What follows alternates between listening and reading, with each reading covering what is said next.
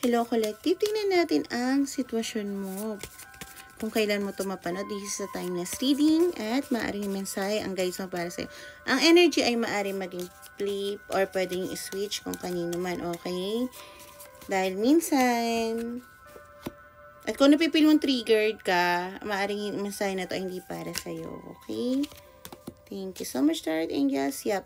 So, Divine Masculine.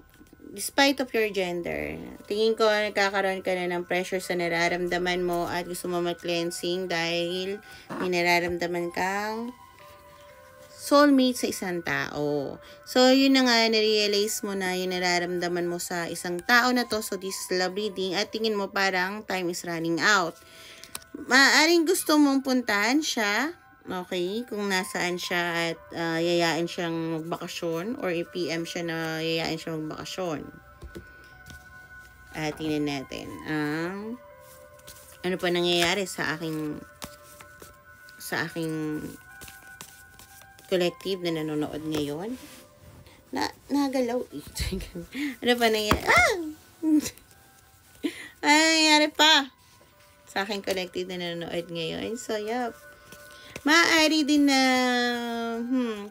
nag-iisip ka ng tamang way para makapasok uli sa buhay ng taong to. Okay, so ba't ko nasabi yun? Hindi ko sure. Maaring nagkaroon kayo ng feel ko siyang ilagay. Okay. So, yup, ang nangyayari pa sa'yo is yun nga. Pero yun mo, di ba, masculine, emperor, hindi to maaring magkamali na, yup, may stability ka. At gusto mong puntahan yung empress mo, nga lang, tingin mo, yung nararamdaman niya is disharmony towards to you, okay? So, kapag siya nandiyan, nagkakaroon ka ng lack of confidence. So, hindi mo siya mapuntahan dahil you're still resisting change. Pero yung intuition mo, sinasabi na, i-go mo na, pero ayaw mo. So, yup, tingnan naman natin ang nararamdaman sa'yo ng empress mo. Kasi tingin ko, mahalaga yun. Ano ang nararamdaman ng empress ng aking collective? Despite of their gender, okay? Ano ang nararamdaman ng kanyang empress sa aking collective despite of their gender? Okay? Okay. And, press lang kayo ng nararamdaman ng intuition. Okay. And, one last card. Okay. So, naka-isolation ang empress mo at feeling trap sa sitwasyon na to. Dahil nga, ikaw yung dapat na gumawa ng move. So, iintindihan niya na things yet to be revealed. Wala rin siyang tulog. Kakaroon din siya ng anxiety at negativity na iniisip.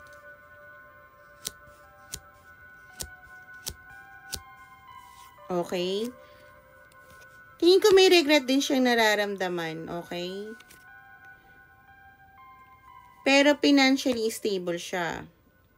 Gusto niya din magkaroon ng brand new beginning with you, pero stable na. Okay, so, yup. Rest na lang kayo nararamdaman. Ba't di mo papunta? Suntukin kita. Sasabihin na naman ng, yung gumagawa ng, mga fake account na masculine dyan. Hindi ko pupunta. Bakit ako? Ganyan. Diyos ko naman, guys. Ano ba? Kung hindi para sa inyo to, tingin mo hindi ikaw yung pupunta, dilipat ka. Pero sabi ko nga, energy is switch. So, huwag kang masyadong defensive. It's your insecurity kung magsabi ka ng pangit. Okay? So, ano naman ang masabi ng guys mo towards this connection?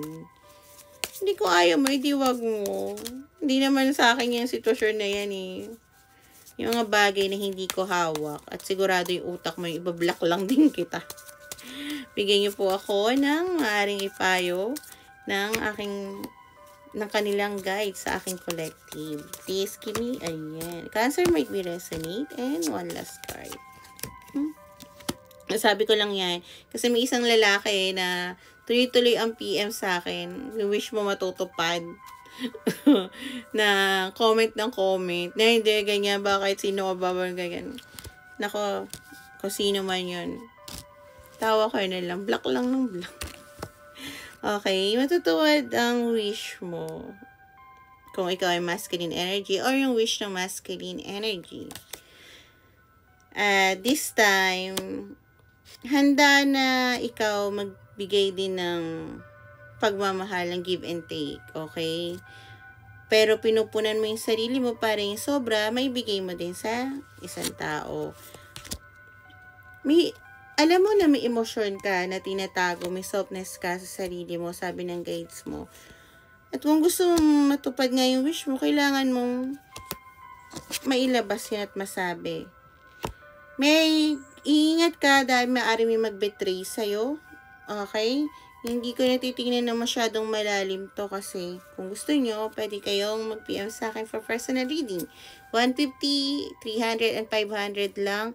Tapos yung money back guarantee pa pagka hindi tayo naka-align. So, yup. Ingat ka rin ha. Dahil maaari may betrayal na mangyari sa'yo. Or, may mang-akit sa'yo.